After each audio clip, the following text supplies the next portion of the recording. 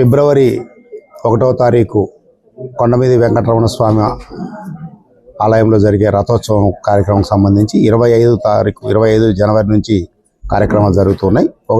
ఫిబ్రవరి 1వ తారీఖు నాడు రథోత్సవం జరుగుతుంది కాబట్టి దానికి సంబంధించి ఏర్పాట్లు endowment department, revenue, police, Panchayati Raj, electricity, RWS అందరితో కలిపి ఇక్కడ జరగబోయే, ఎందుకంటే ఎక్కువ మంది భక్తులు వేల సంఖ్యలో వస్తారు కాబట్టి ఇక్కడ వచ్చే భక్తులకు ఎలాంటి అసౌకర్యం లేకోకుండా రోడ్డుకు సంబంధించి కానీ, విద్యుత్ సౌకర్యం గురించి కానీ, తాగునీటి సౌకర్యం కానీ, పారిశుద్ధ్యం కానీ, అలాగే వచ్చే వాహనాల పార్కింగ్ ప్లేస్కు సంబంధించి కానీ, వచ్చే రద్దీని నియంత్రించే విషయంలో క్యూ లైన్లు ఏర్పాటు చేయడం కానీ పోలీస్ శాఖ వారితో అందరితో కూడా సమీక్ష సమావేశం ఏర్పాటు చేయడం జరిగింది. గౌరవ శాసనసభ్యులు గారు కూడా రావాల్సి ఉన్నింది, బట్ సమావేశానికి వేరే ఇతర కార్యక్రమాల్లో బిజీ ఉన్నందువల్ల గౌరవ శాసనసభ్యులు వారు రాలేకపోయారు. వారి ఆదేశాల మేరకు నేను ఇక్కడ సమీక్ష సమావేశం నిర్వహించడం జరిగింది.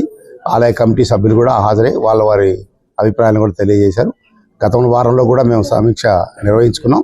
ఇప్పుడు రేపు 2-3 రోజులే ఉంది కాబట్టి మనకి ఎవరెవరు ఏమేమి ఏర్పాటు చేయాలన్న దాని మీద అందరి డిపార్ట్మెంట్ల వాళ్లకు తగు సూచనలు ఇచ్చాం.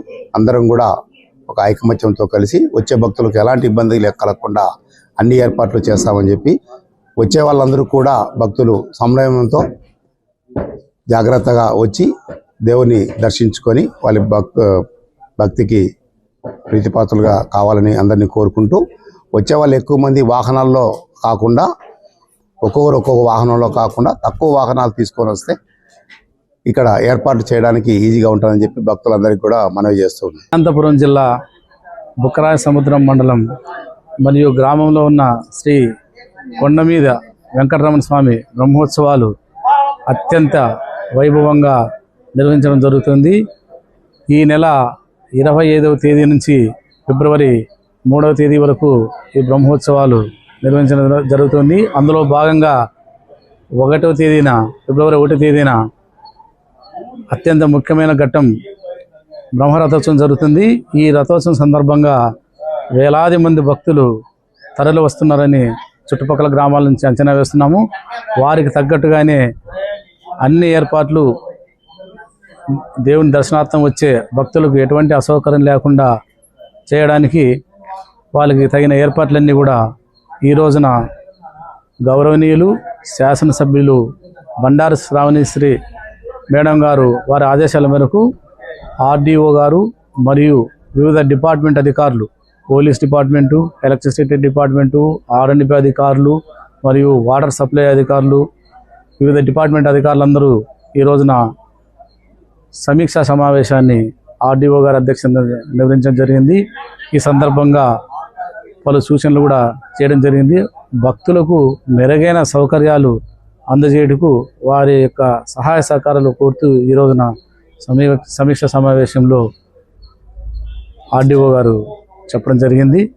ప్రతి ఒక్కరూ కూడా అధికారులందరూ ఈ పాలు పంచుకొని భక్తులకు మెరుగైన సౌకర్యాలు అందజేస్తామని కూడా తెలియజేశారు. కావున బ్రహ్మరథోత్సవానికి విచ్చే భక్తులు స్వామివారిని దర్శించుకొని స్వామివారి కృపకు పాత్రలు కావాల్సిందిగా తెలియజేస్తున్నాను. ఈసారి బ్రహ్మోత్సవాల్లో ప్రత్యేక ఆకర్షణగా అఖండ జ్యోతిని కొండపైన వెలిగించడం జరుగుతుంది. ఈ అఖండ జ్యోతి దాదాపుగా 1000 లీటర్ల నెయ్యి మరియు 500 మీటర్ల ఒత్తితో తయారు చేయించడం జరుగుతుంది. ఈ అఖండ జ్యోతిని చూడడానికి అశేషంగా భక్తులు తరలి వస్తారు. రథోత్సవం రోజున సాయంకాలం 7 గంటలుగా ఆ కార్యక్రమం ప్రారంభమవుతుంది. మరియు అలాగే ఈ కొండ చుట్టూ కూడా ఈసారి గిరి ప్రదక్షిణ భక్తాదుల సహకారంతో చేయడం జరుగుతుంది. భవిష్యత్తులో ఈ దేవాలయం అరుణాచలం టైప్లో ఉండబోతుంది. దీనికి భక్తుల యొక్క సహాయ సహకారాలు కూడా అందించవలసిందిగా కోరుచున్నాను. అందరికీ నమస్కారం. ఈరోజు కొండమీదరాయని బ్రహ్మోత్సవాల సందర్భంగా గౌరవ ఎమ్మెల్యే గారి ఆదేశాల అనుసారము ఆర్డీఓ గారి అధ్యక్షతన కమిటీ సమన్వయ మీటింగ్ అనేది జరిగింది.